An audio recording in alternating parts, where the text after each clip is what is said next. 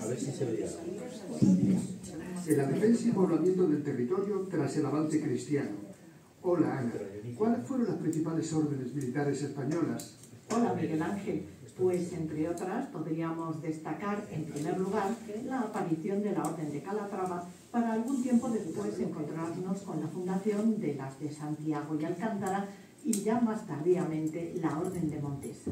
Igualmente no debemos olvidar la presencia en la península de las principales órdenes que podríamos llamar universales, los templarios y los hospitalarios de San Juan. Las órdenes militares fueron instituciones esenciales para comprender esa plena Edad Media que comentabas, con una amplia huella actual a través del rico legado histórico que nos dejaron.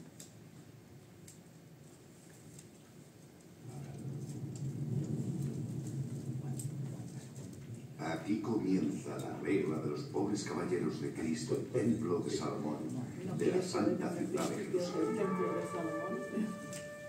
Y nos dirigimos en primer lugar a todos los que desprecian secretamente su propia voluntad y desean con un corazón puro servir al Rey soberano en calidad de caballeros. Bien, esto simplemente, buenas tardes, bienvenidos al Ateneo de Madrid.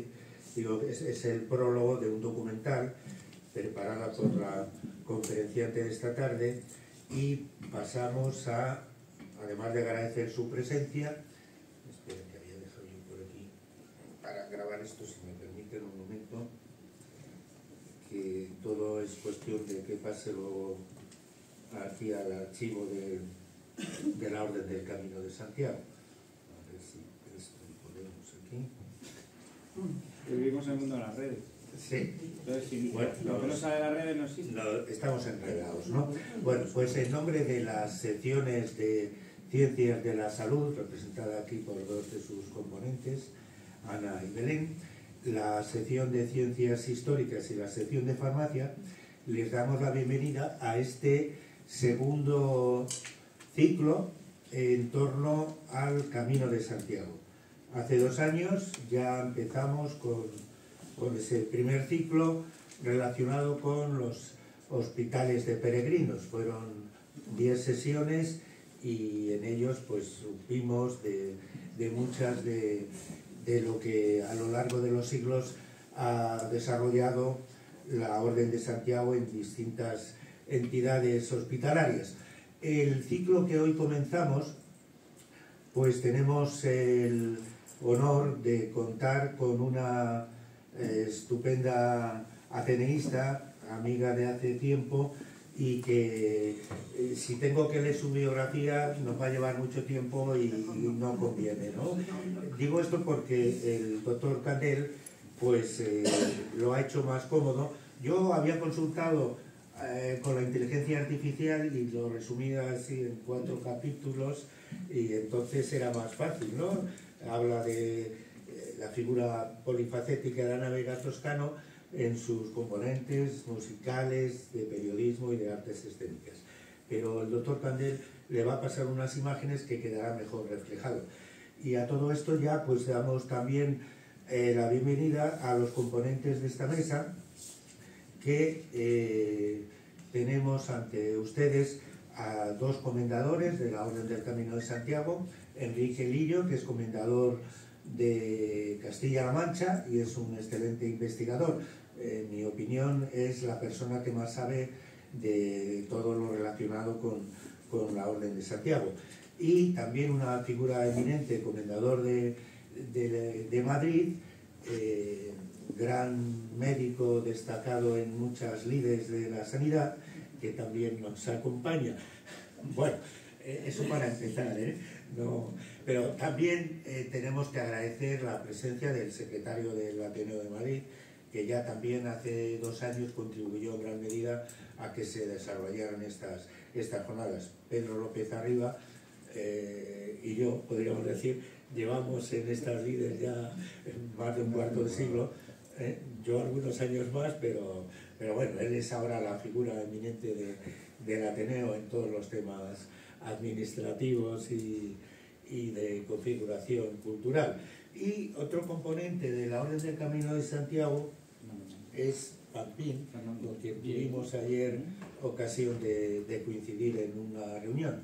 Y hemos dejado para que una dama de la Orden de Santiago, Isabel Albella, que también participó hace 2 años en ese ciclo del que antes les hablaba, que también va a moderar esta mesa y también tomará la palabra.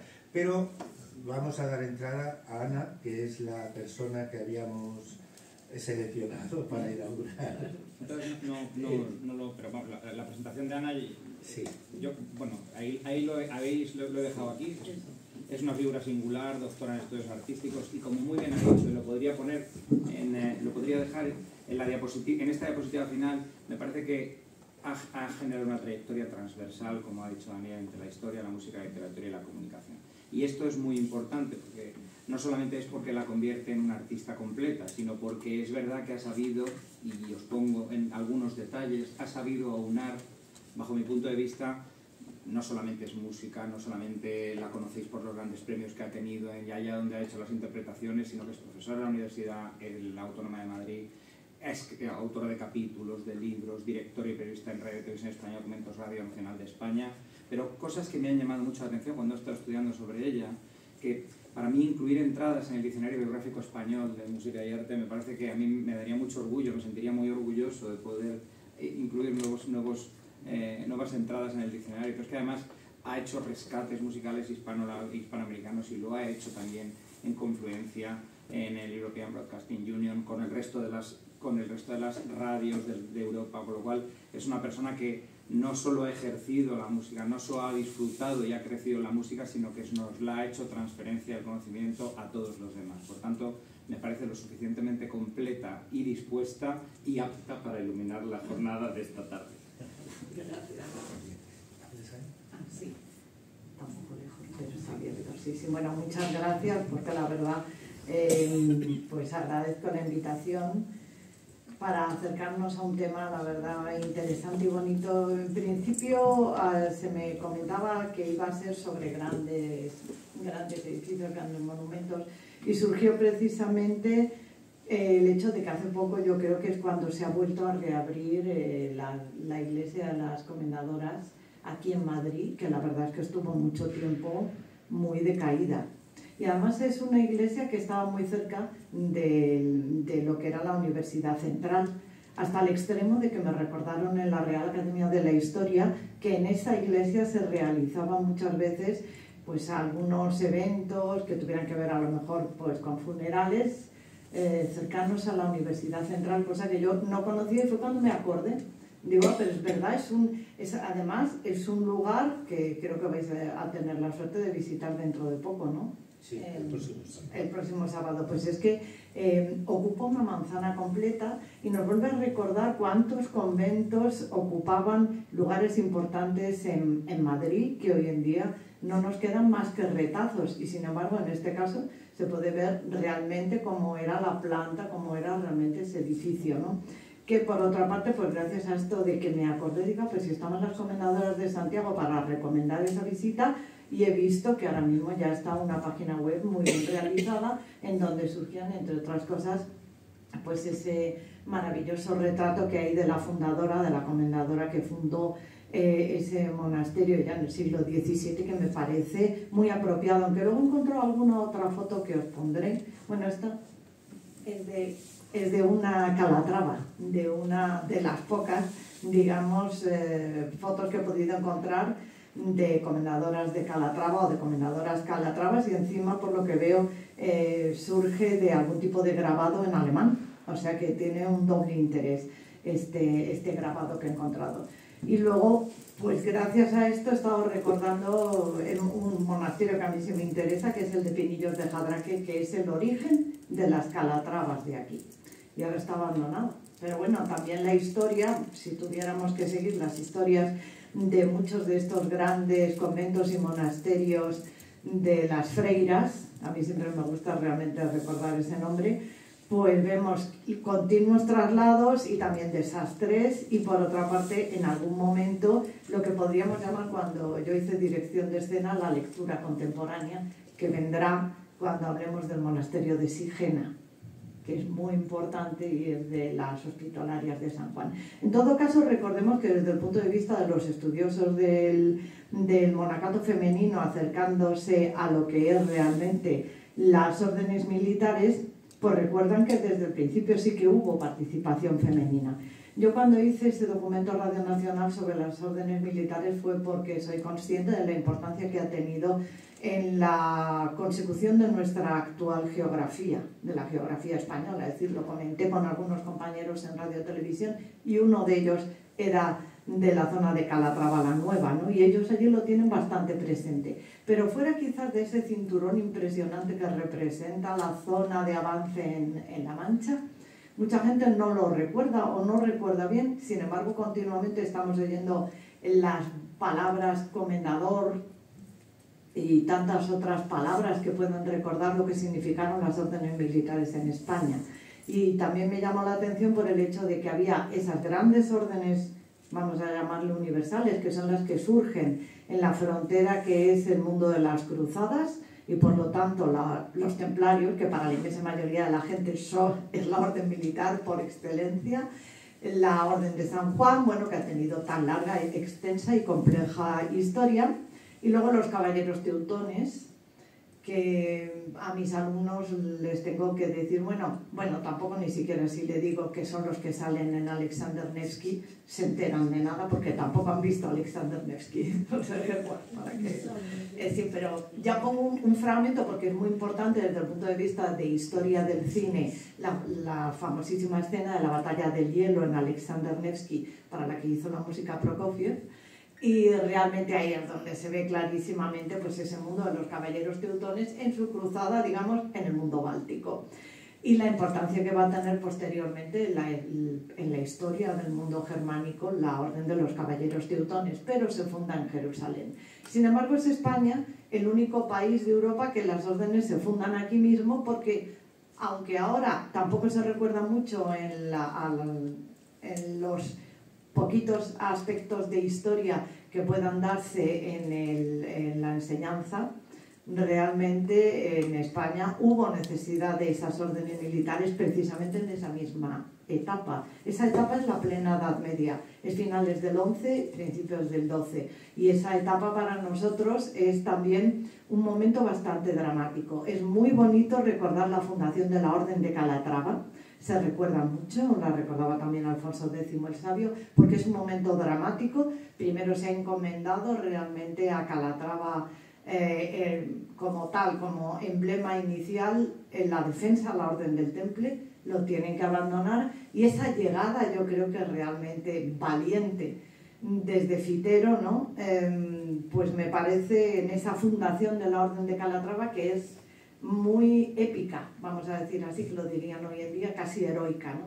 Entonces, ese inicio, como luego también la importancia que tuvo la Orden de Calatrava en la batalla de las Navas de Tolosa, una batalla a veces olvidada, aunque hoy en día yo siempre les recomiendo que se vaya a ver el monumento, que es muy bonito, que está allí, en la zona de Linares, y es un monumento muy interesante, no sé si alguno de vosotros, es un monumento que yo creo que está muy logrado. Y en la batalla de las Navas de Tolosa, la importancia que tuvo, porque tras las Navas de Tolosa, la otra gran batalla que está un poco olvidada es la batalla del Salado.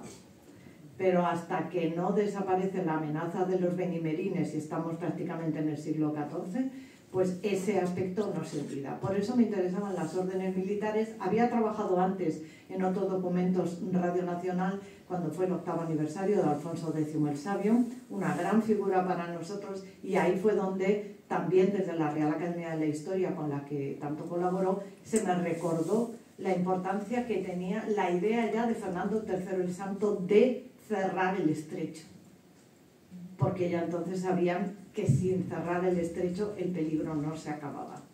Entonces esa idea y ese trabajo, digamos, final en esos siglos que fueron a veces un poco dramáticos, me pareció muy interesante conocer unas órdenes de las que yo creo que muchas veces se olvidan cuestiones distintas. Y ahí fue cuando, al conocer pues con además distintos especialistas, que son precisamente también de la Universidad Autónoma, especialistas en las órdenes militares, pudimos hablar de temas tan interesantes como es el del enfrentamiento, un poco en la idea de la cruz y la espada, que tuvo que darle tantas vueltas la Iglesia a través de la justificación, primero por San Agustín y después Bernardo de Claraval, intentando explicar cómo podría haber una guerra justa. Eso me pareció muy interesante, pero también el paralelismo que algunas personalidades han querido buscar con el concepto de el yihad, y ahí fue cuando pudimos hablar de que el yihad no es guerra ni es santa, es simple y sencillamente el esfuerzo necesario para expandir el Islam. Entonces, como no son realmente dos aspectos que puedan ser comparables, y sí, sin embargo, como en aquella época pues hubo un momento con ese llamamiento también dramático de la primera cruzada hacia el reino de los cielos, pues en ese momento realmente esa justificación que llevó a la primera de las cruzadas, momento clave. El llegar, por lo tanto, a las órdenes militares españolas, que no hubo solo 4, pero sí digamos que esas 4 que siempre nombramos fueron las más importantes, parecía realmente esencial a la hora de conocer la historia, ¿no? La historia de España. Y ahí mismo, no teníamos tiempo infinito, pero ya pudimos dar un pequeño detalle sobre esa participación femenina en las órdenes militares, sobre todo en las españolas, aunque también se conoce la importante participación femenina en órdenes como la Orden de San Juan, la poca presencia de órdenes de mujeres en el mundo del temple, pero sin embargo sí se ha constatado, algunos estudiosos han constatado presencia de algunas mujeres en el temple en España. Y en todo caso, pues para que no nos extendamos mucho en el tiempo, recordar que, por ejemplo, la Orden de San Juan tuvo o tenía en el siglo XV hasta 17 monasterios femeninos en Europa. Eso me parece bastante importante de reseñar, ¿no? Igual que es importante de reseñar, claro, y estamos aquí con mucho recuerdo de la Orden de Santiago, pues que probablemente de las órdenes militares españolas que más presencia femenina hubo fue en la Orden de Santiago. Algunos, bueno, recuerdan ya que admitía casados y que era una orden que tenía algunas particularidades que bien conocen aquí muchos.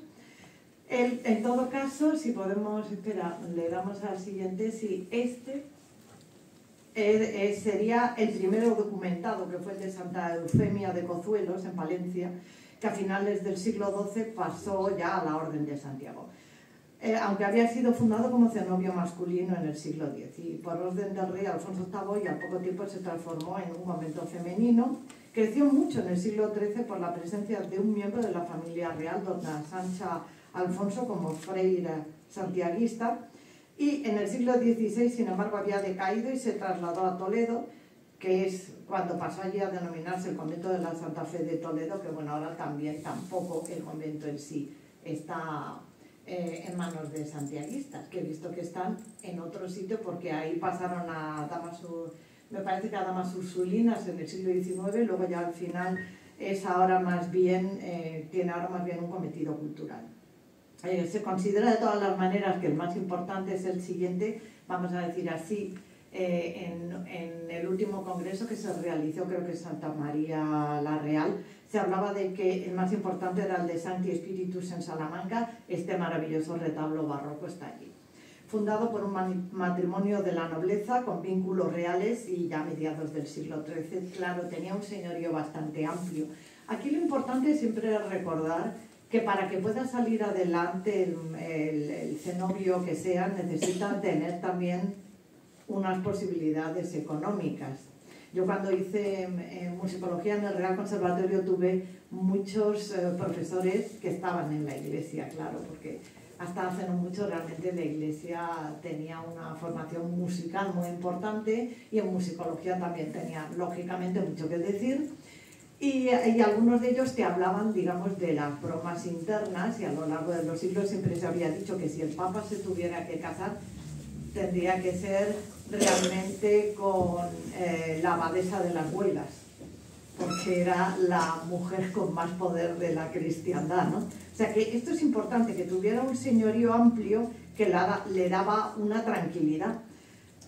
Además, ahí hubo, vamos a ir hablando de algunos pequeños detalles. En el siglo XIV, la presencia de una hija de Sancho IV de Castilla, doña Violante Sánchez, que llegó a ser comendadora o superiora del convento. En todo caso, también hubo otros 2 monasterios en la Corona de Aragón. El más destacado sería el de Junqueras. No vamos a pararnos mucho tiempo, porque si no tendríamos que estar bastante aquí comentando todas las riquezas que cada uno de ellos comporta. Incluso hubo un cenobio femenino en Portugal durante la Edad Media, porque el monasterio de Santos, cerca de Lisboa, fue donado a finales del siglo XII por Sancho I de Portugal a la orden, y aunque primero iba a ser masculino, bueno, finalmente se implantó ya en el XIII uno femenino. En la actualidad levanta interés la presencia de santiaguistas en una encomienda, la de Destriana, cerca de Astorga, pero no se sabe nada más que hubo 13 mujeres.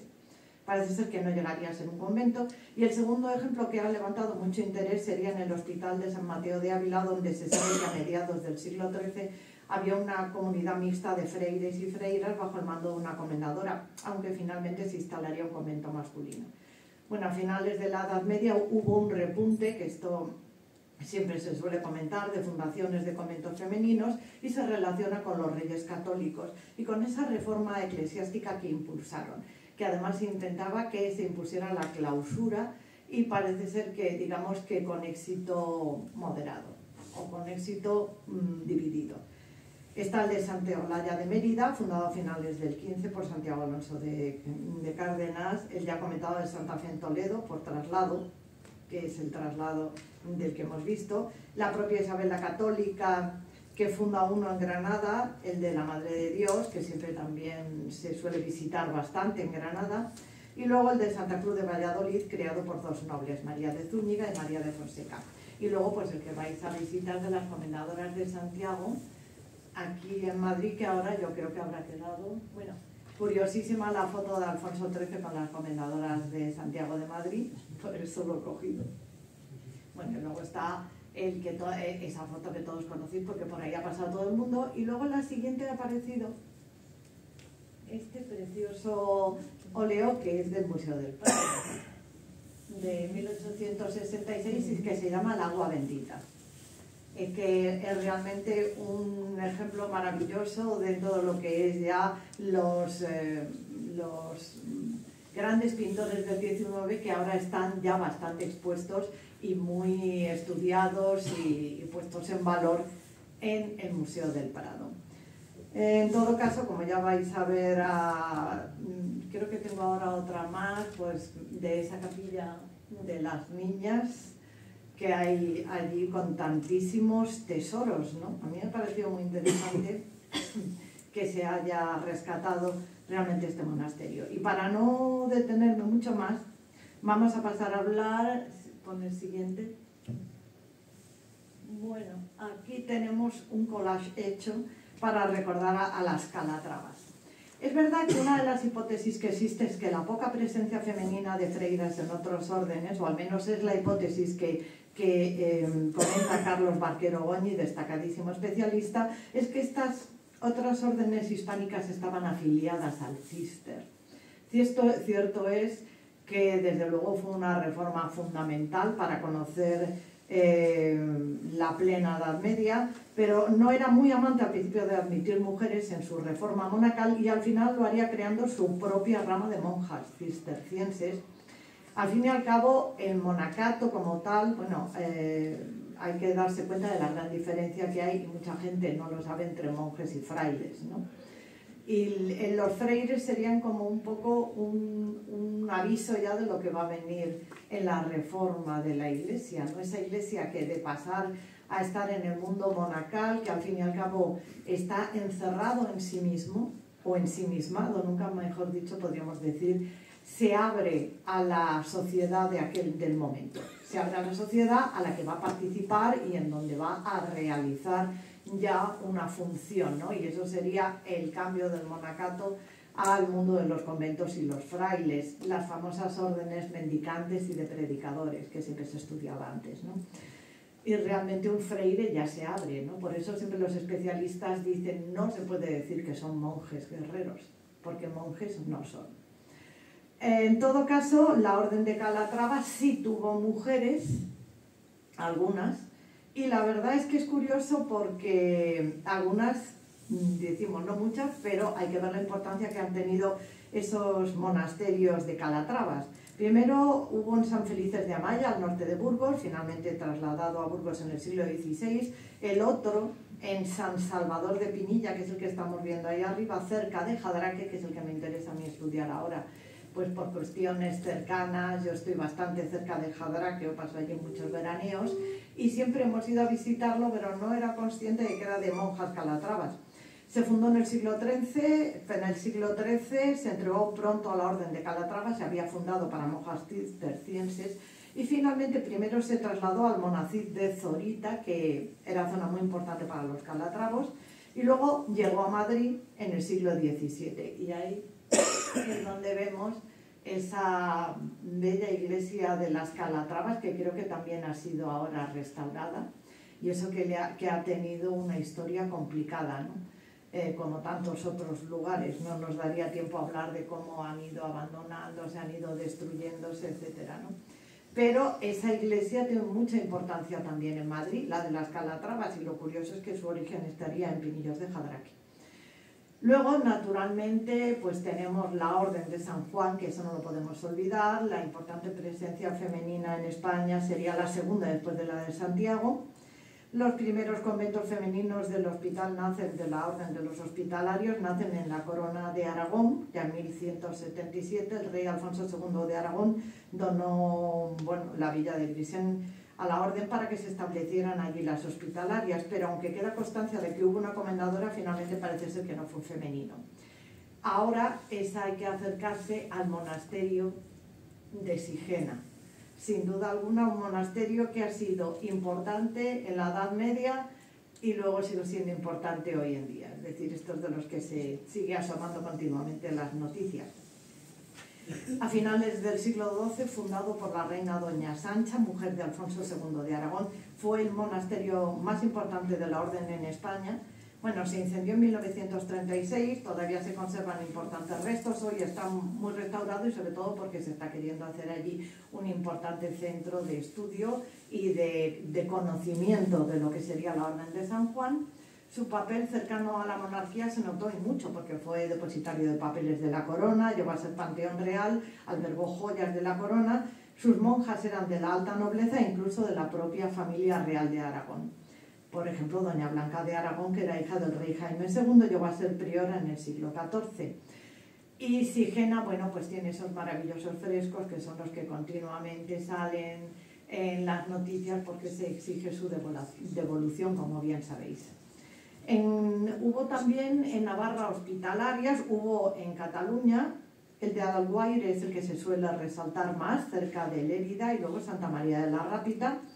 Y luego en Navarra habría hospitalarias, aunque más tardíamente, y en Castilla surgieron conventos femeninos de la Orden a partir del XIV, en Álava, en Salinas de Añana, en Fuente la Peña, al sur de Zamora, y ya en 1478 se incorpora el conocido como convento de las Comendadoras de San Juan en Tordesillas, y al siguiente sería una fundación en toda regla, el de Santa Isabel en Sevilla, y estamos ya todo en pleno siglo XV. Bueno, del Santo Sepulcro muchas veces se habla, pero como no es una orden militar, es una orden monacal, pues muchas veces no se incluye todo este concepto de las órdenes monacales, de las órdenes, militares. Luego lo que sí es verdad que hay también presencia femenina del Santo Sepulcro en Zaragoza. Si queremos ya un poco resumir, porque me parece que vamos un poco mal de tiempo, ¿no? No, es que yo estaba preocupada porque digo, me enrollo y no podemos aquí hablar. Pues lo que sí sería así importante, o lo que normalmente se suele subrayar a la orden de en el momento de hablar de esa presencia femenina de las órdenes militares, es en primer lugar subrayar que su entronque y acercamiento con nobleza y aristocracia, incluso muy cercanas en algún punto con el mundo de la realeza, y que en algún lugar también fue un espacio donde se pudo buscar una cierta libertad, quizás precisamente por estar cercano de nobleza y aristocracia. Y por otra parte, que en su mayoría se dedicaron sobre todo a la oración, pero también sobre todo en la Orden de San Juan, como fue en el caso de Sigena, hubo también asistencia, una presencia importante en la asistencia. Y por lo tanto, hoy en día se subraya que esta presencia femenina en las órdenes militares no fue en absoluto, digamos, tangencial, sino que pudo estar en el centro mismo del espíritu de las órdenes militares en España. Luego podemos hablar de algunos otros aspectos si queréis. Sí que quería subrayar, este es Sigena en el 19, esto es en 1936. Y luego el siguiente, que es una que me hace mucha gracia, es este famosísimo retrato de Raimundo de Madrazo, no sé si sabéis quién es, María Guerrero, claro. Que María Guerrero, una de las primeras cosas que ella tuvo claro ya era, digamos, el marketing. Ella sabía muy bien cómo era la comunicación. Y entonces tiene unos retratos todos extraordinarios, y uno de ellos fue precisamente este, vestida de Doña Inés.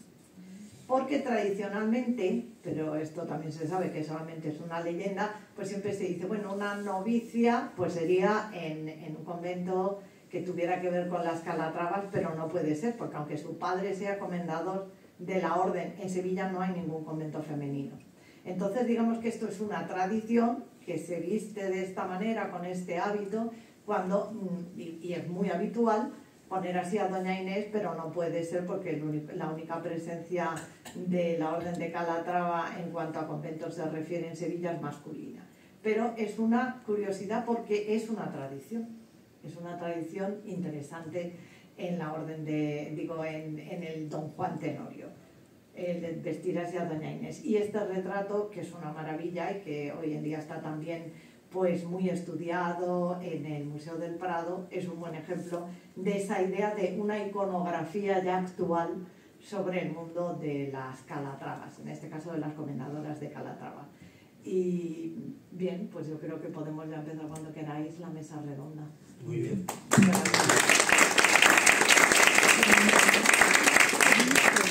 Gracias, Ana, como siempre, extraordinaria. Y agradezco de nuevo tu presencia en tantos actos que organizamos desde la sección de farmacia o desde el Ateneo. Les recuerdo que ya con Echegaray, con Rubén Darío, el año pasado, sin ir más lejos, con Federico Muelas, siempre nos ilumina y nos impulsa aquí todos los conocimientos. Bueno, y en este elenco de especialistas que tenemos en la mesa, pues para hacer lo que comenta Ana, de que haya coloquio y a modo de tertulia pregunten después de estas intervenciones, vamos a dar la palabra a Enrique Lillo, que como ya he dicho es quien más sabe de todo lo relacionado con la Orden de Santiago. Y creo que has preparado algo, aunque sea breve. Sí. Pero yo preferiría que hablase Isabel primero.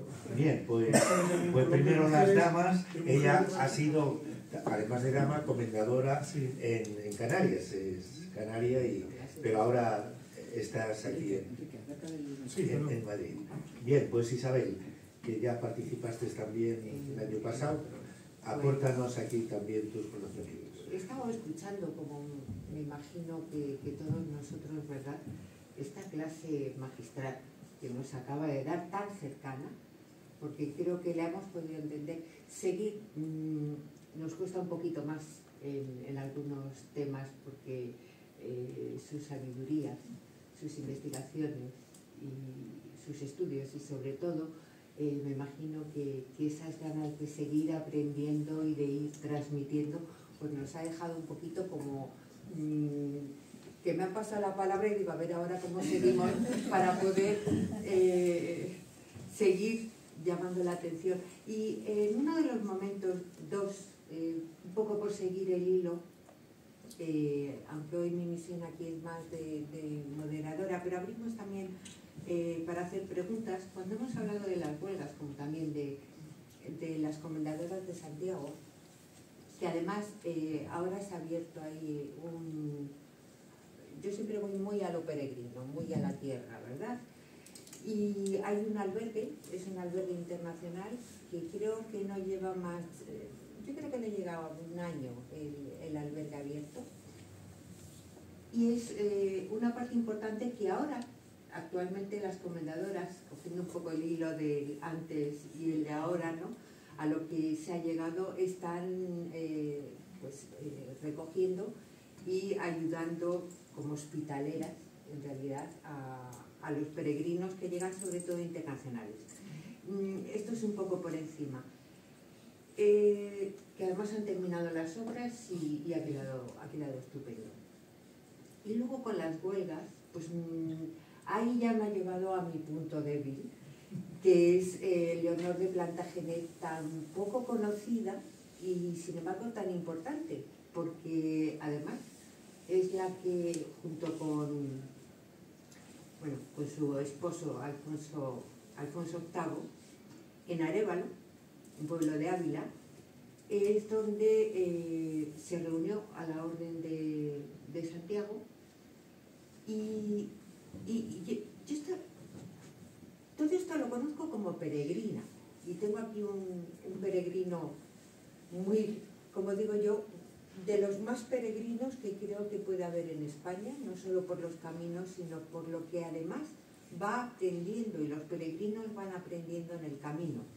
Investigaciones que yo luego transmito en mi libro, y a mí me llamó muchísimo la atención Leonor de Plantagenet, que en las huelgas estaba una hija de ella, ahora mismo no recuerdo el nombre, pero una de las hijas estaba como comendadora, función de comendadoras también aquí en Madrid en la época del siglo XII, si no recuerdo mal, creo que fue el XII, me corrige señor Enrique, donde los caballeros de la Orden de Santiago iban a Auclés, que es donde estaba el caput ordinis, la cabeza de la orden, estaba el gran mestre, se reunían allí y tenían que dejar a sus esposas y a sus hijas, y se quedaban en el monasterio, con las comendadoras de Santiago. También recordar un poco en la actualidad que ellas ahora, en todos los 25, 24 de julio, cuando se celebra el Día de Santiago, hay una misa, hay una celebración, luego hacen una limonada que está exquisita, hay que recordarlo para estos tiempos también, y una especie de galletitas estrellas que ellas siguen sus tradiciones, y es un poco a lo que voy en seguir tradiciones. Leonor de Plantagenet es una mujer que, no me quiero enrollar mucho, pero voy a llegar al final porque primero investigué por el recorrido que hice del camino de Auclés, que ella, su abuelo, era, me van a permitir que lo mire porque últimamente los años me están cogiendo la mente. El duque de Aquitania, su abuelo, seguro que todos han oído hablar de don Gaiferos de Montalbán, sí, lo he dicho fatal, Mormaltán. Pues el abuelo es el que murió peregrinando desde Normandía a Santiago de Compostela. Esto fue en el año 1099. Si seguimos, hija de Enrique II y de la famosísima Leonor de Aquitania, su abuelo materno, perdón, don Guillermo, y Leonor de Aquitania, ella estuvo más al margen, fue más guerrera, fue una mujer en esa época, que casi podría ser de esta época, ¿verdad? Habría mucho que hablar de ella, pero centrándonos en Leonor por la parte paterna, me voy a ir a Matilde, que es la abuela paterna, que peregrinó a Santiago. En Santiago es una leyenda que a mí me gusta mucho y quiero transmitir, por ir hablando un poco de todas las mujeres, en lo que se fue haciendo y la trascendencia que había detrás de Leonor. Su abuela materna llegó a Santiago, era toda una celebración que llegara desde Inglaterra y lo que era también antes la monarquía y la nobleza, y que llegaran de fuera. Entonces se le hizo el regalo de una reliquia de Santiago, según cuenta la leyenda, y era el brazo izquierdo que ella llevó a su padre, Enrique I, y Enrique I lo dejó en una de las iglesias que hay en la bahía de Reading, en Gran Bretaña. Pasaron los años, hubo un incendio en esa bahía y se encontraron pues una mano en el suelo, la cogieron, se la llevaron entre más de 200 y pico reliquias que había en esa iglesia. La llevaron a otra de las iglesias que ahora mismo está en St. James, si no recuerdo mal. ¿Y cuál es la curiosidad? Que al encontrar la mano, esa mano izquierda, era la famosa mano izquierda que le habían dado a Matilde de Inglaterra, abuela materna de Leonor de Plantagenet. Me quedo un poco aquí porque las leyendas como leyendas es como los cuentos, ¿no? Cuando somos pequeños nos gustan los cuentos, pero de mayores estas leyendas tienen su historia y su trasfondo. Y con esto pues quería un poco ir al hilo donde me lleva mi Leonor de Plantagenet y seguir además con estas comendadoras de Santiago y esta relación con la Orden de Santiago y comendadoras que también en la actualidad están haciendo su gran labor. Y ahora sí que creo sí, gracias Isabel. Enrique, tu turno. Bueno, mira si puedes hacerlo desde... Sí, yo voy a intentar ir rápido. Sí. Intentar ir rápido. Primero, dar muchísimas gracias al Ateneo, representado por Pedro aquí, que siempre nos permite hacer estos ciclos de conferencias que bueno, pues, son muy atractivos, y muchísimas gracias por el espacio que nos dejáis, ¿no? Quería presentar brevemente también a la Orden del Camino de Santiago. Aquí estamos dos comentadores, el comendador de Madrid, Francisco Javier Candel, y yo mismo, que bueno, es una orden, es una fundación la mayor que existe en el mundo no gubernamental, que engloba tiene una relación de cerca de 1.700 damas y caballeros en 44 países. Entonces, bueno, pues nos dedicamos a la difusión del Camino de Santiago y a la veneración del apóstol Santiago, ¿no? Bueno, dicho esto, que es rápido, quería comentar, vaya, la exposición de Ana me ha parecido extraordinaria, muy concisa. Hay que hablar mucho de esto, podría haberse tirado horas seguramente, pero ha sido muy concisa y resumiendo perfectamente lo que hay que saber sobre las mujeres dentro de las órdenes militares, ¿no? Especialmente quiero hacer mención, bueno, a la victoria de los benimerines, que es fundamental, y es fundamental también la apertura de los freires, que lo has mencionado perfectamente, cómo estos freires salen a la calle, no están en el monasterio, ¿no? Y eso se hace a través de la Orden de Santiago. La Orden de Santiago, además, es pionera en la inclusión de la mujer dentro de la Orden, ¿no? Desde el primer maestre de la Orden, don Pedro Fernández de Fuentencalada, se menciona a las freiras dentro de la Orden de Santiago, ¿no? Y existieron, según, bueno, pues doña Ángela Madrid Medina y Pedro Porras, el catedrático Pedro Porras Arboleda, el Andero Quesada y otros que han estudiado muy bien la Orden de Santiago, hacen una mención, hacen una clasificación de estas mujeres dentro de la Orden, ¿no? Las que eran freiras, que se dedicaban a esa, podríamos decir, vida monacal, aunque no era monacal, sino que tenían apertura, por supuesto, y las fratrisas, ¿no? Que eran el femenino del fratre, ¿no? Entonces estas fratrisas son los inicios de los caballeros dentro de la Orden de Santiago. Los caballeros vienen posteriormente, en tiempos ya de los Reyes Católicos y del último maestre electo de la Orden, don Alonso de Cárdenas, y son una consecuencia, los caballeros son una consecuencia de los fratres, ¿no? Y existieron, según hemos podido comprobar también en manuscritos, las caballeresas, con este nombre, caballeresas de la Orden, que tenían las mismas prerrogativas que los caballeros y estaban obligadas a hacer las mismas probanzas de testigos y demostrar su pureza de sangre y de dónde venían sus orígenes, su linaje, ¿no? Entonces, estas caballeresas tuvieron una importancia grande en la Orden, ¿no? Entonces, de manera que podremos clasificar las mujeres dentro de la Orden militar como freiras, fratrisas y caballeresas, ¿eh? Y ahora, solamente acabo ya, quería, en honor a nuestro director de estos ciclos, él nació en Dos Barrios, un pueblo cercano aquí, que era una encomienda de la Orden de Santiago, ¿no? Y entonces, bueno, él incluso vivió en una casa encomienda allí, que yo he podido visitar, una casa encomienda preciosa.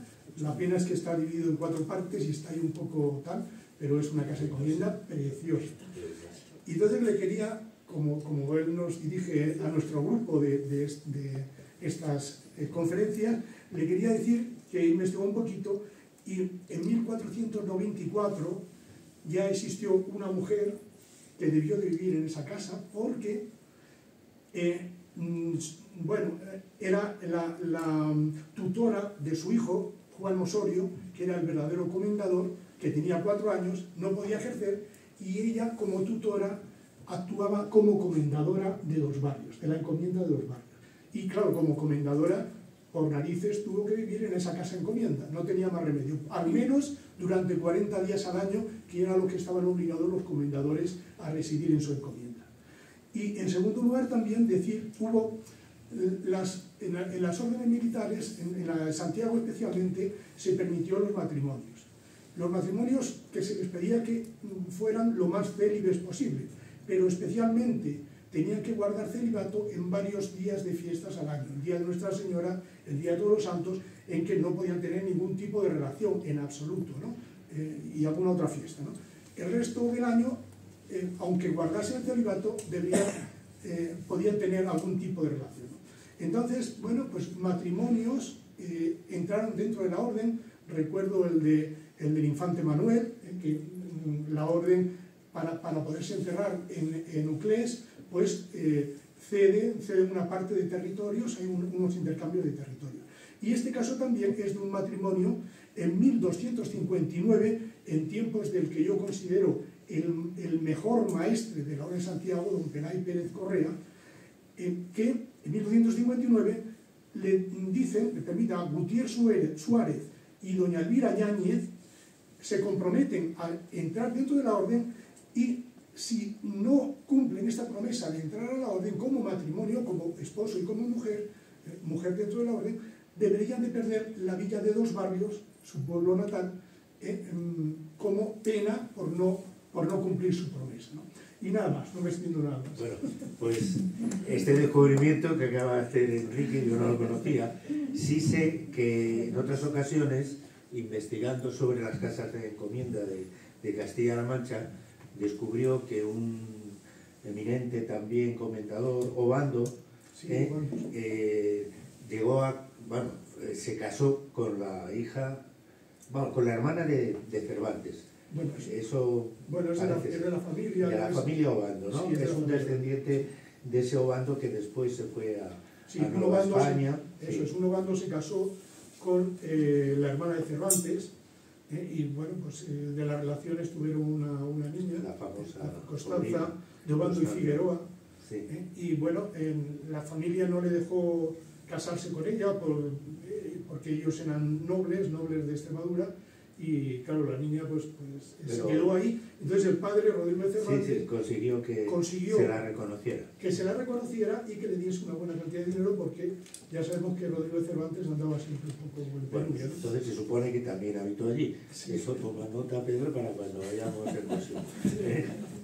Bueno, siguiendo ya así a modo de tertulia, el doctor Candel, que se prepara todo, aunque sea de yo creo que lo podemos dejar aquí, porque ya podemos hacerlo. Yo tengo aquí algunas, pero son ¿algunas preguntas? No, son generalidades, pero bueno. Bien.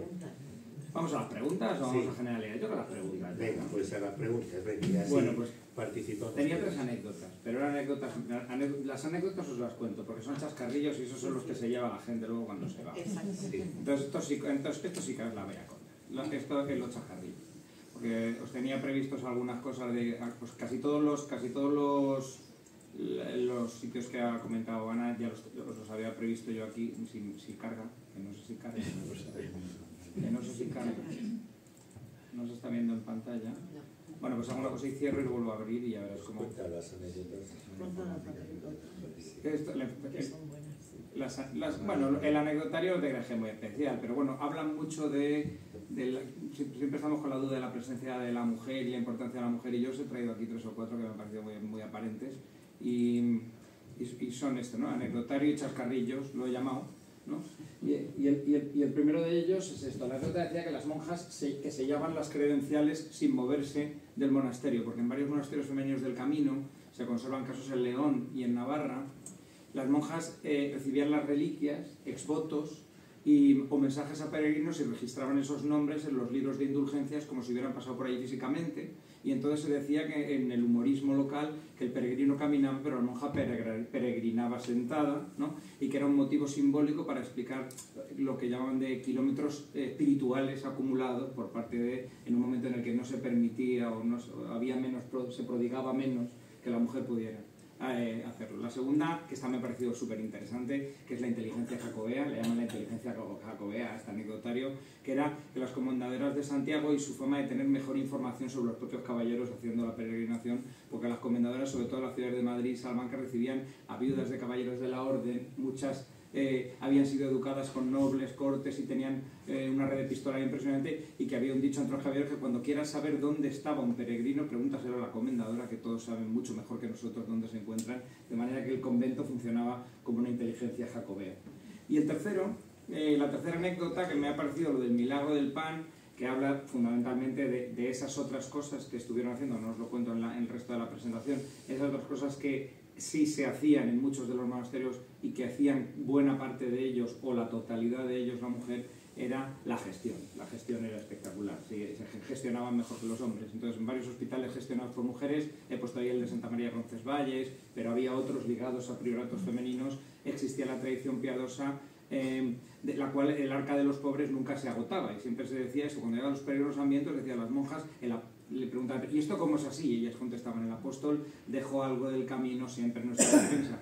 En esencia, lo que pretendía decir es que la logística era mucho más eficiente cuando lo organizaban ellas que cuando lo hacían en los prioratos masculinos. Entonces, la conclusión de las 3 chascarrillos y eso que no os he contado porque ya no quiero alargar la charla, es que no se entiende el camino de Santiago sin la presencia femenina, es absoluta.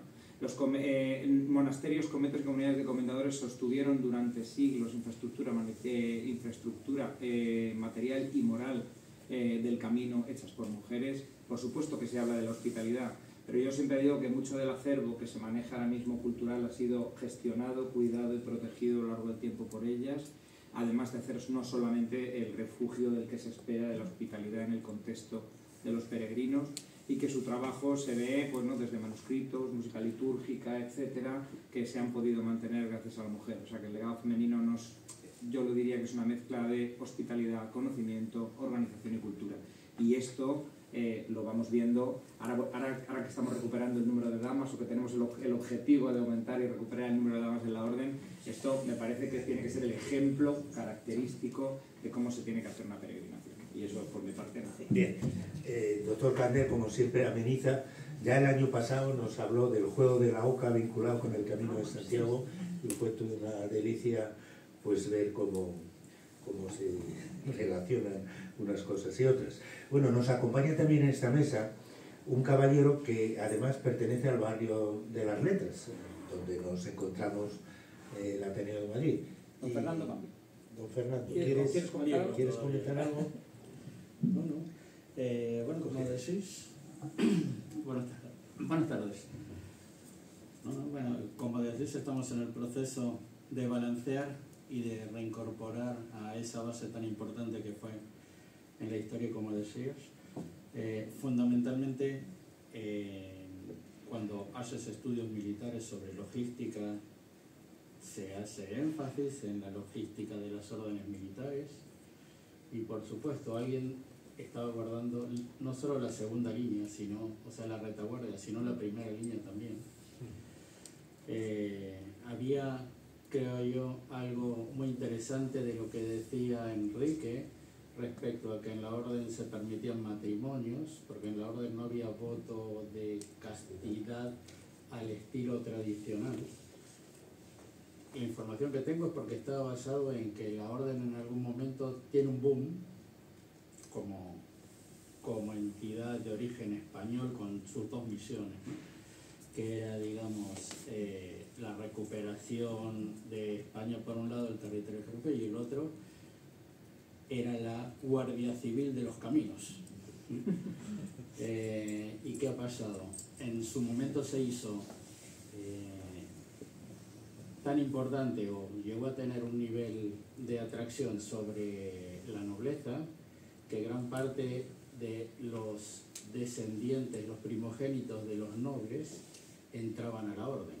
Digamos, se había puesto de moda, de alguna forma. Pero es que lo que pasaba, generalmente, las órdenes lo que tenían era, vale, como voto de pobreza, tu herencia pasa a mi orden. A la segunda generación de la incorporación de los caballeros, las grandes familias dijeron, estamos perdiendo el poder terrenal. Entonces, de ahí viene la habilitación a ese voto de castidad restringido que no es total. Bueno, en realidad hay que recordar un aspecto fundamental desde un punto de vista histórico, que está en el centro exacto de las órdenes militares en su conjunto, y que además fue el que dio lugar al momento también más reconocido en la historia de las órdenes militares, que es la disolución de la Orden del Temple, que todo el mundo es lo que tiene en mente siempre. Y la Orden del Temple, en realidad, ahí lo que se ve claramente es ese choque frontal que está ocurriendo ya en esa plena Edad Media, que camina hacia la Baja Edad Media, entre el poder religioso y el poder militar. Y el poder civil, vamos a decir, el poder religioso del Papa y el poder emergente de los reyes y la monarquía. Que en realidad, bueno, se ha hablado tantísimo sobre el final de la Orden del Temple, que no fue más que ese choque en la necesidad del rey francés, además de hacerse con el dinero de la Orden, pero luego siempre está por debajo esa jurisdicción, y de hecho también eso es lo que más se estudia en torno a las órdenes militares españolas. Es decir, que no estuvieran bajo las órdenes directas del Papa. Eso es el choque esencial. Y el resto, bueno, pues son diversos aspectos que pueden darse a entender, pero ahí está una vez más quién manda, porque es la historia de la humanidad. Eso es la historia de la humanidad, los choques entre el poder. Y en este caso, claro, si realmente la orden debía obediencia directa al Papa, no estaba bajo las órdenes de la monarquía. Y eso fue el principio del fin de la más poderosa orden de todas, que fue sin duda la Orden del Temple, la que siempre dijeron que más dinero tuvo.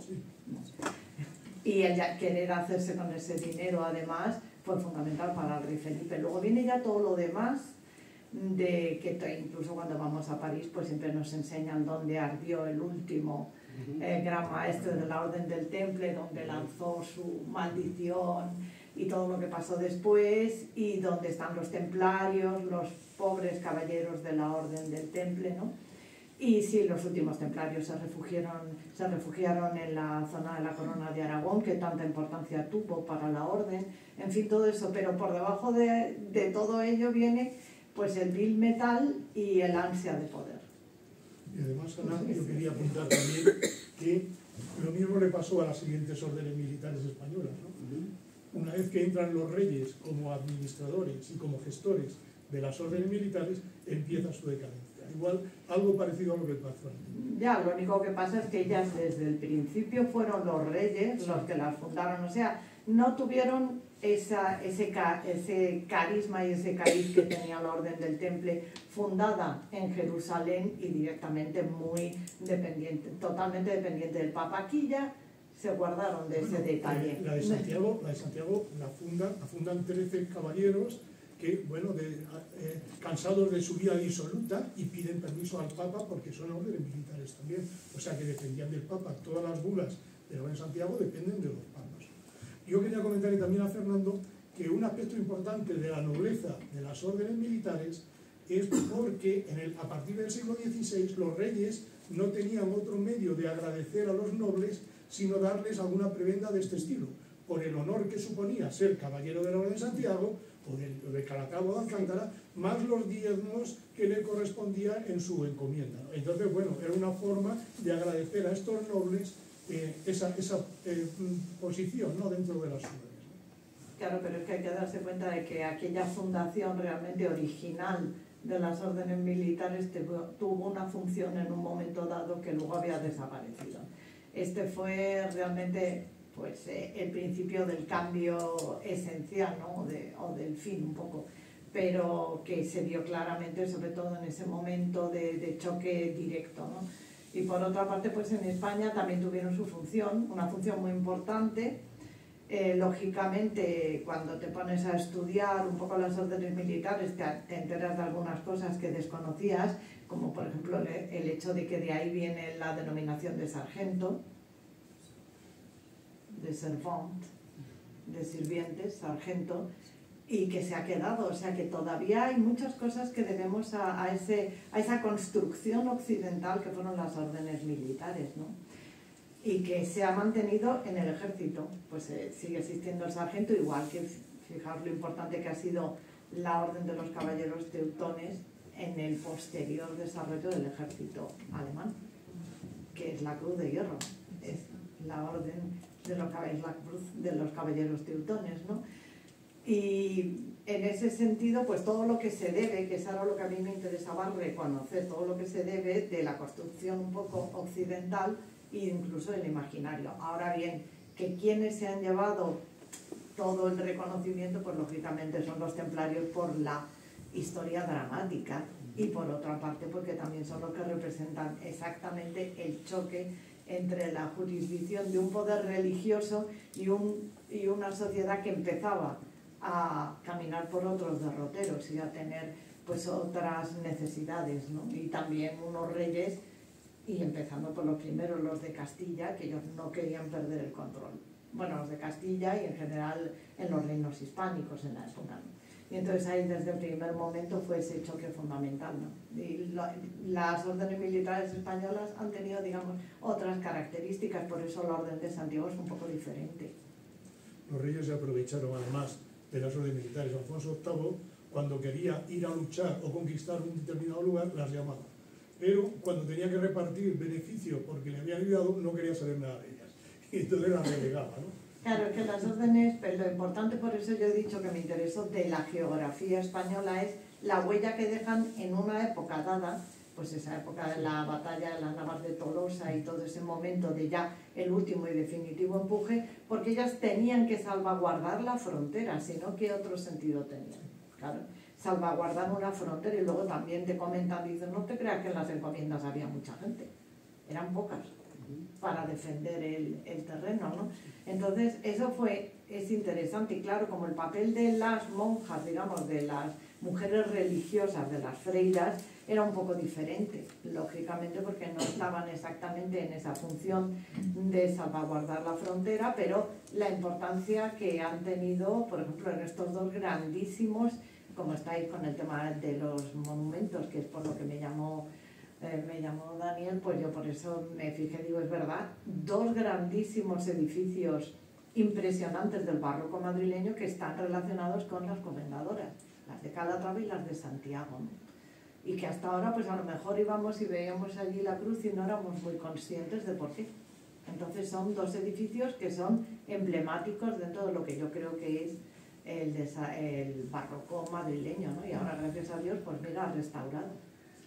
Sí, de eso quería comentar antes de que se nos agote el tiempo y quieran algunos ir a ver esas luces que acaban de inaugurarse de Navidad.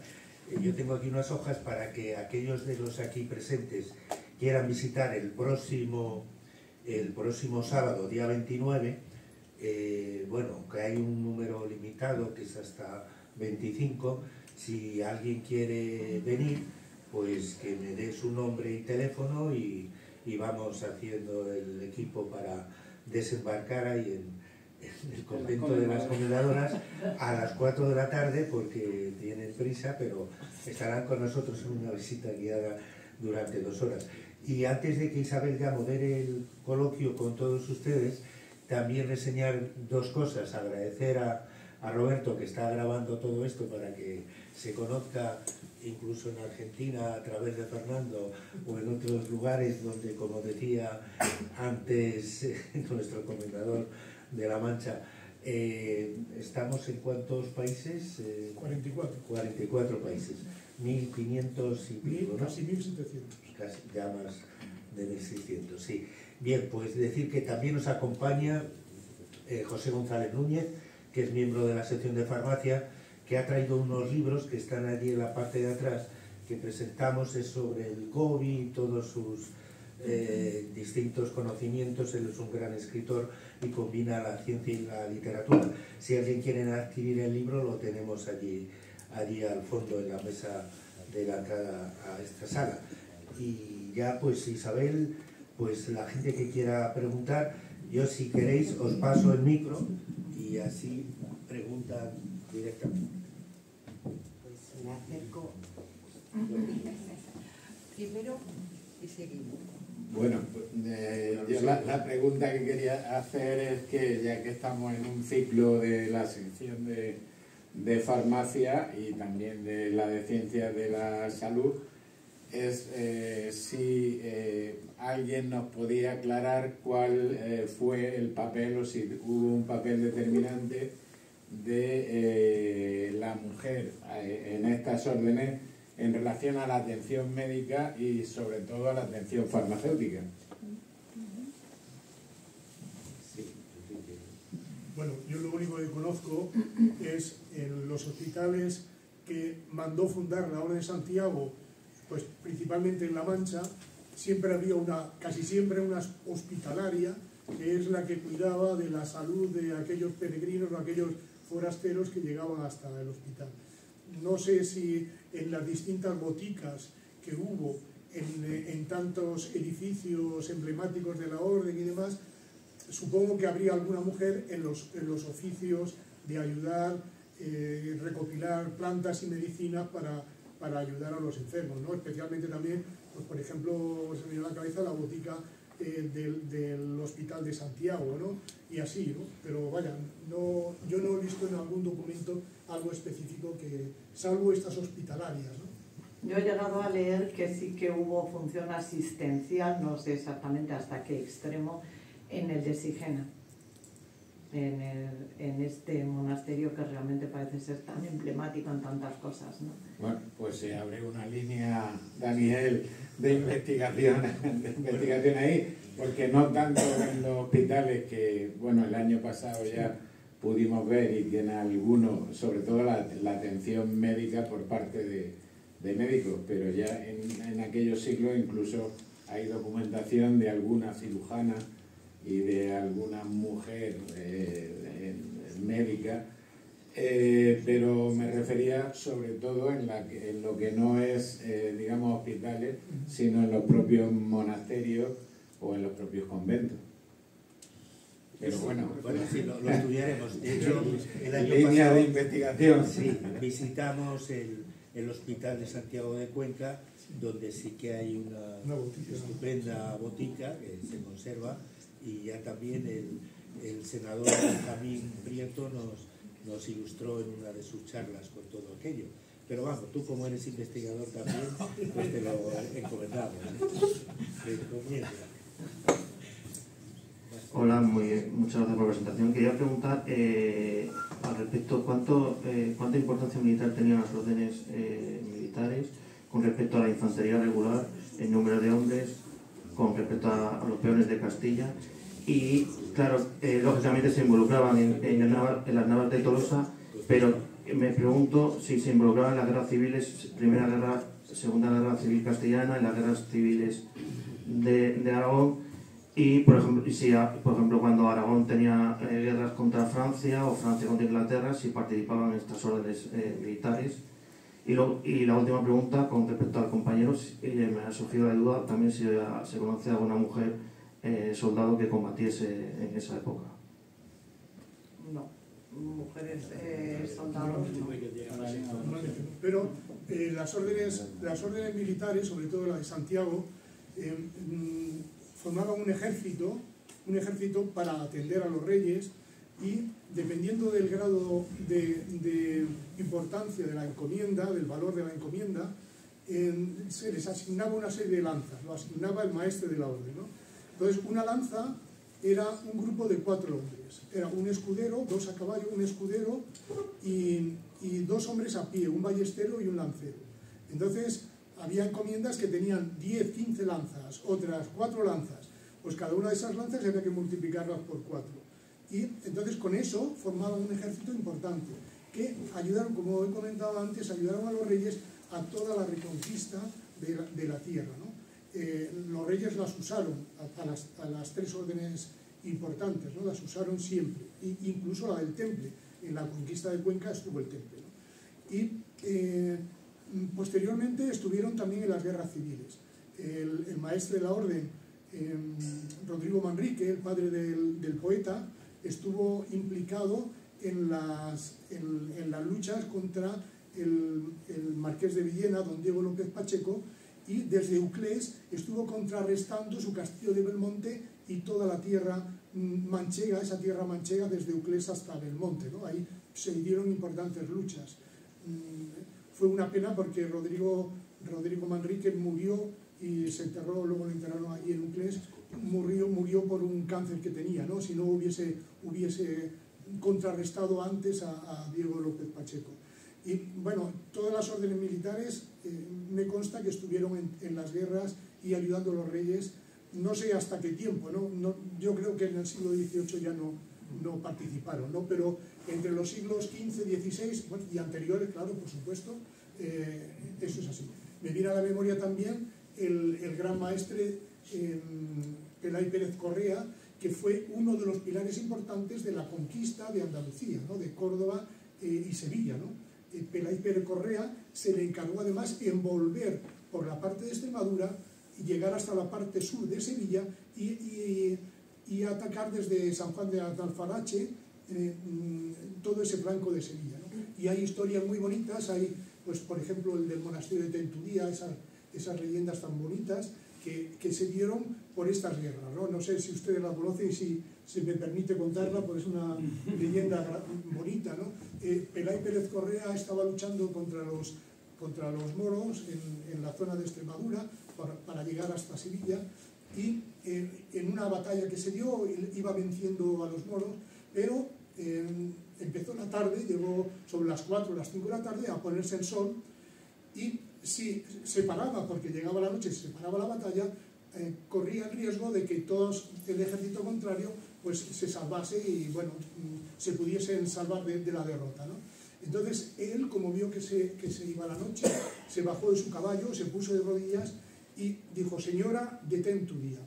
Entonces la señora, la Virgen, paró el sol, Pelay Pérez Correa pudo vencer a los moros y le hizo un monasterio allí, que todavía existe, el monasterio de Tentudía, donde se cree que está enterrado Pelay Pérez Correa, el monasterio este. El famoso edificio que está en Salamanca, de la Orden de Santiago, donde estudiaban teología y artes los de la Orden de Santiago, que lo estudiaron los franceses en la Guerra de la Independencia, tenía la iglesia dedicada a la Virgen de Tentudía. Fernando, ¿ibas a apuntar algo sobre el ejército? Él es miembro del ejército. No soy miembro del ejército, soy capitán de corbeta. Pero lo mismo. Y argentino. Y español. Sí, soy el único que es reservista en los 2 ejércitos. Si hay guerra, meterme en los 2. Hago unos negocios geniales. No, lo único que diría es, a lo que decía exactamente Enrique, hay algo muy interesante cuando se va a las historias de batallas. Primero que esto ya viene incluso desde la antigüedad, ya desde los griegos y desde mesopotámicos, que los valores que se dan generalmente de gente en batallas están multiplicados por 10, por 100, porque era imposible movilizar o coordinar mucha gente.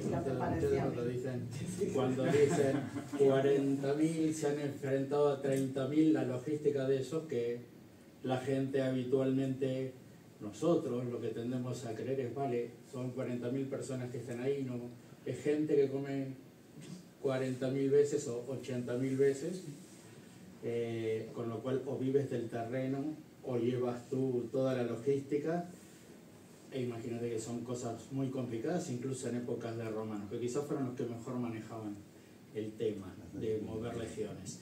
Pero en la Edad Media, con el tema de caballeros, sí, yo tengo el mismo dato que Enrique, que muchas veces cuando se dicen han combatido 50 caballeros, no eran 50, eran más, porque en realidad los caballeros, generalmente muchos, eran de nobleza, o algunos de nobleza menor, por hidalgos, y llevaban su séquito. Su séquito era el escudero, pero era también lo que sería su valet, lo que sería sus pajes, sus asistentes. Y en el momento de tomar las armas, un caballero se multiplicaba por 4. Claro, 4 combatían a pie, 1 a caballo, pero son, digamos, las matemáticas de la guerra medieval, que es muy interesante. Porque los números a veces se dan como valores absolutos. Además de que el tema, sí, yo siempre me había preguntado, no tiene nada que ver con esto, pero siempre que te comentan, pues en el tema de Dunkerque, cómo no llegó, que no pudieron estirar tanto en la guerra relámpago, ¿no? Y yo decía, ¿cómo no llovió? Porque tienen que comer. Imagínate, bueno, casi hasta la Segunda Guerra Mundial se utilizó tracción a sangre, o sea, se utilizaban bestias de carga, pero en la Edad Media todo era bestias de carga. Sí, claro. El problema que tienes es que era una relación muy alta de bestias de carga para llevar, por ejemplo, armamentos, la impedimenta, de ahí viene el término, esto es un impedimento, esto es algo que se impide, que lo que te impedía moverse, en realidad era un término romano. Y el tren logístico, lo que se llama el tren, digamos, desde el caballero o el maestre que iba en vanguardia hasta muchas veces, no en el caso de órdenes militares, porque como muy bien decían que daban al cuidado las familias, generalmente en conventos o monacatos, pero sí, no era solamente militar, era un contingente de todos proveedores de servicio, de mercaderes, más sus bestias, y esas bestias generalmente eran burros, ¿no? Porque el caballo era el que se guardaba para el choque militar. Tenían que comer, y comían cientos de toneladas al día también, porque a veces llegaban a los miles. Entonces muchas veces la historia es muy interesante cuando se cuenta, porque solamente se enfoca en el componente, digamos, de fricción, de ataque, pero hacia atrás, la movilización o la gestión de eso es extremadamente complicado, y es hoy complicado, imaginémonos hace 1000 años, ¿no? O 2000 años con romanos. Me parece que no hay más preguntas y pasamos. Pues, Daniel, sí. creo que Sí. Bien, pues yo creo que ya han transcurrido las 2 horas que teníamos aquí encomendadas, apuntando en la encomienda, y aunque vayamos de peregrinaciones, tengo que anunciarles también que para la primavera hemos llegado a un acuerdo con el Ateneo de Palencia, y el secretario del Ateneo, Pedro López Arriba, pues antes de que ya vayamos a ver la fiesta de Cibeles, pues cierra el acto y nos anuncia la próxima convocatoria. Bueno, muy brevemente, porque ha sido breves que me han precedido, y la verdad es cortesía, pero no me resisto a recordar una historia que me ha recordado cuando habéis hablado de los templarios. En el fondo, los templarios, como todos sabemos, perecieron porque en este mundo toda buena acción alcanza siempre el castigo que merece. No nos engañemos, los templarios pagaron el rescate de San Luis de Francia, ¿no? El hijo de San Luis no quería pagar el rescate, y una vez que se puso a quitarse el rescate, luego ya siguió con el resto del capital, ¿no? ¿Y os acordáis cuando se puso también en boga decir que es que los últimos templarios se habían refugiado en Suiza? Sí, eso fue una temporada también, o sea, que han dado para... Pero bueno, pues el típico caso de que el que perece porque toda buena acción alcanza siempre su justo castigo, ¿no? Hay que tenerlas muy claras, ¿no? Que por cierto fueron los inventores del cheque. También, y la letra de cambio. Sí, los inventores del movimiento de fondos internacionales fueron...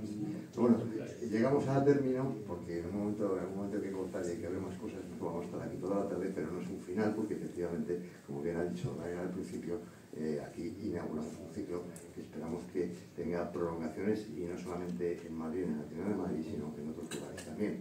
Señaladamente estábamos hablando del Ateneo de Palencia para una sesión con la que empezaremos a ayudar, entre otros, a Peridis, que es hombre también importante. Y la siguiente sesión, que yo creo que está prevista para enero, y que, en fin, pues antes de que hubiese Camino de Santiago, primero hubo que establecer que a lo mejor Santiago estaba enterrado aquí. Y eso no es fácil, porque Santiago murió en Jerusalén, ¿no? Decapitado por orden de Herodes, el rey. Claro, y luego la avenida aquí, evidentemente, alguien le tuvo que traer. No, sí, vino solo. No, vino solo. Sí, vino solo. El que iba... Bueno, sí. El que iba con la cabeza en la mano era San Lamberto. Sí, San Lamberto. Mira, ayer precisamente estuve hablando de una comedia de Santos que se llama también Zaragoza es cielo, que es sobre el martirio de San Lamberto, de pleno siglo XVIII, porque entonces se llevaban las comedias de Santos en los teatros con una parafernalia tremenda. Es un género muy interesante. Pero bueno, de lo que versará la próxima sesión, como digo, es de cómo se llega a determinar. Hay algunos textos, señaladamente el Beato de Líbana, en los que se señala que la tumba está aquí, que fue el evangelizador de España, era el segundo viaje como mínimo, igual no sabemos si hizo más, yo creo que no, pero vamos, era el segundo viaje, pero el primero lo hizo vivo y el otro de cuerpo presente, ¿no? Esas cosas. Y evidentemente alguien tuvo que señalar que estaba aquí inequívocamente para que se pusiera en marcha una búsqueda que dio lugar al hallazgo allá, si mal no recuerdo ahora, por el 1830 o así, en el siglo ya IX, por Alfonso II el Casto de León, que justamente lo que había hecho era leer atentamente el Beato de Líbana, cosa que había hecho también Carlomagno, que había hecho también el Papa, que había hecho Aquino de York, y había hecho media Europa, porque el texto del Beato de Líbana no es un libro de imágenes muy bonitas, que también ¿no? Es bastante más que eso. Y con eso, como digo, pues siendo la brevedad, cortesía y habiendo llegado a casi al final, únicamente, si nadie quiere añadir algo más, nos veremos aquí creo que el 18 de enero, así. No, es 17. Como referencia, para que no nos bailen las fechas, hemos decidido, ¿verdad, Enrique?, que sean todos los terceros sábados de mes a las 5:30. O sea que, por ejemplo, Ana, que tienes que... No, Belén tiene que moderar la mesa que tú vas a coordinar, y es el tercer sábado de enero. Y así sucesivamente, porque descansemos en julio-agosto, hasta diciembre, donde vendrán los preclaros caballeros de Santiago a hablar del hospital de los Reyes Católicos y en fin, con eso ya, el Pórtico de la Gloria, ¿no? Sí, con eso pondremos final, pero nos queda todo un año. Simplemente también, diciembre, como todos los años desde 1987, celebraremos una velada farmacéutica navideña. El año pasado tuvimos también la presencia de Ana, que luego nos llevó a un documental que se emitió en el mes de enero. Este año queremos rendir homenaje, el Ateneo también en su conjunto, a la figura de un farmacéutico que también fue ateneísta, entre otras muchas cosas, que fue Federico Mayor Zaragoza, que justamente se conmemora el primer aniversario de su fallecimiento en esas fechas. Entonces la velada este año será el 23 de diciembre con un recital poético. No nos metemos en más nariz, ¿no? Y ahora ya, pues nada, pues muchas gracias a todos ustedes por su presencia y que disfruten de la Navidad y de las luces y del Ateneo también, claro. Muchas gracias. Hasta pronto.